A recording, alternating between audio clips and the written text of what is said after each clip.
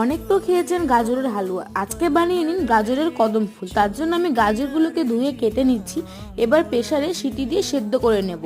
সেদ্ধ করা হয়ে গেছে, এবার একটা ম্যাশারের সাহায্যে গাজরগুলোকে ম্যাশ করে নেব।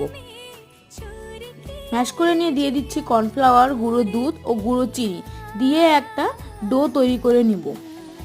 আপনারা যে যেরকম চিনি খাবেন সেই হিসেবে চিনির গুঁড়ো ব্যবহার করবেন।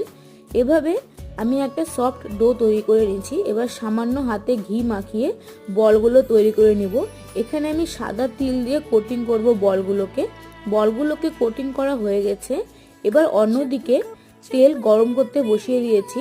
গ্যাসের ফ্লেমটা লো রেখে বলগুলো এক এক করে দিয়ে উল্টে পাল্টে ভালো করে ভেজে নেব। গ্যাসের ফ্লেমটা এখানে মিডিয়াম টু লোই রাখতে হবে, না হলে বলগুলো পুড়ে যাবে। তৈরি হয়ে গেল আমাদের গাজরের কদম ফুল। ভিডিওটি ভালো লাগলে লাইক, কমেন্ট আর সাবস্ক্রাইব করতে কিন্তু ভুলবেন না।